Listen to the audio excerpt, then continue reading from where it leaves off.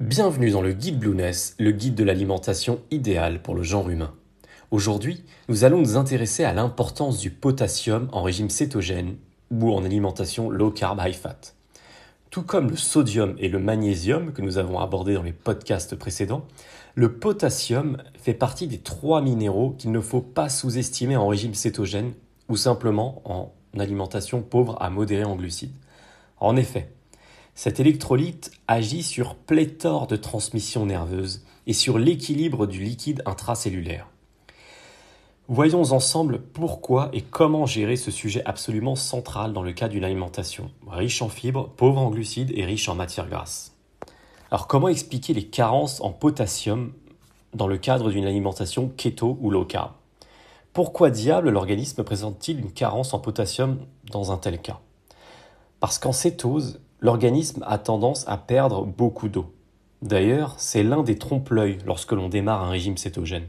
La perte de poids importante au début du régime est en grande partie liée à une perte d'eau et de glycogène, avant que le corps finisse par s'attaquer aux réserves de graisse stockées dans l'organisme.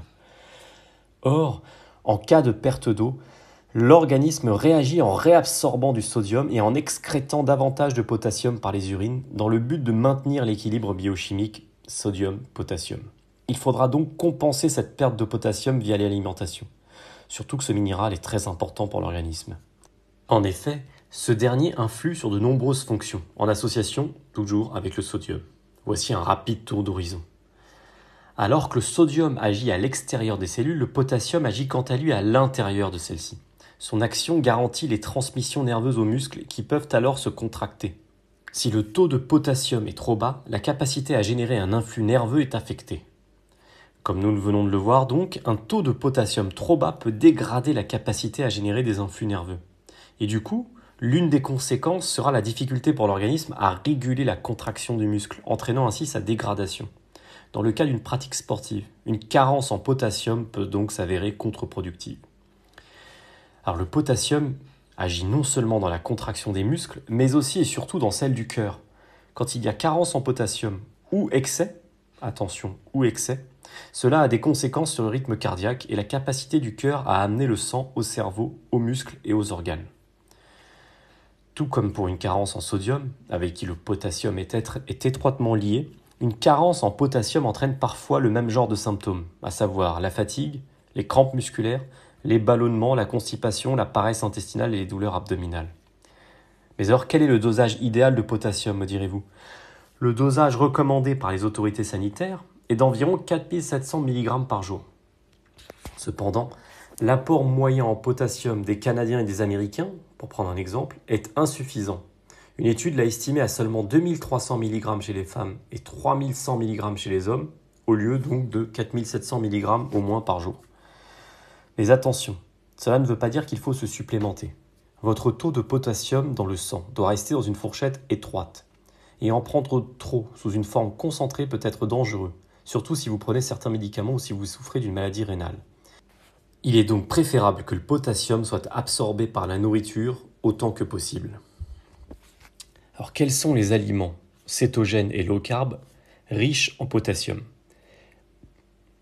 Dans le cadre d'une alimentation pauvre en glucides, voyons quels sont les aliments compatibles avec une telle alimentation qui pourraient apporter les fameux 4,7 g par jour de potassium. Dans le top 10 des aliments cétogènes ou low carb qui sont riches en potassium, on retrouve dans l'ordre l'avocat, donc 1 g de potassium par avocat d'environ 200 g, ce qui permet déjà d'avoir quasiment 1/5 à 1/4 des apports en potassium journaliers via un seul avocat. Ensuite, la bête cuite, donc 950 mg de potassium par botte de 175 g. Les épinards cuits, 840 mg de potassium par botte de 180 g. Les champignons cuits, les choux de Bruxelles, les brocolis cuits, le saumon, donc 400 mg de potassium pour seulement 100 g de saumon. Les maquereaux, 350 mg de potassium pour 100 g de maquereaux. Les artichauts et enfin le persil. Pour 500 mg vous aurez 500 mg de potassium si vous consommez 100 g de persil. Du coup, vous pouvez consommer le persil en quantité dans, par exemple, le taboulé libanais Et les autres herbes aromatiques comme le basilic, le cerfeuil, l'estragon sont également riches en potassium et sont évidemment à consommer sans modération. Elles sont de toute façon bleu-compatibles et apportent beaucoup de goût à vos plats. Alors il y a également la réhydratation qui est un élément central en régime cétogène. Dans le cadre d'une alimentation pauvre en glucides, nous avons vu que dans le cadre d'une alimentation pauvre en glucides, l'organisme avait tendance à perdre beaucoup d'eau, libérant par la même occasion nos réserves de potassium. C'est pour cette raison que non seulement il ne faut pas négliger les aliments riches en potassium afin de compenser cette perte, mais il faut également boire énormément d'eau. C'est ce que nous avons vu également dans le podcast sur le sodium. Idéalement, au moins 2 litres d'eau par jour. Enfin, il ne faut pas non plus oublier d'augmenter son apport en sodium qui va de pair avec le potassium dans un contexte de compensation en alimentation cétogène. Alors en conclusion, comme vous pouvez le constater, dans le cadre d'une alimentation pauvre en glucides, il n'est pas compliqué de tendre vers les 4,7 grammes par jour de potassium consommé.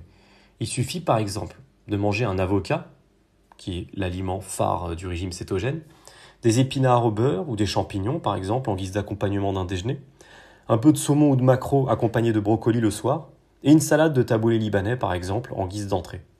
Couplé à une consommation d'eau importante et un ajustement de son apport en sodium, les symptômes de fatigue liés à une diminution des glucides ne devraient pas durer et votre équilibre sodium-potassium devrait être plus ou moins optimal. À très bientôt dans le guide Blueness.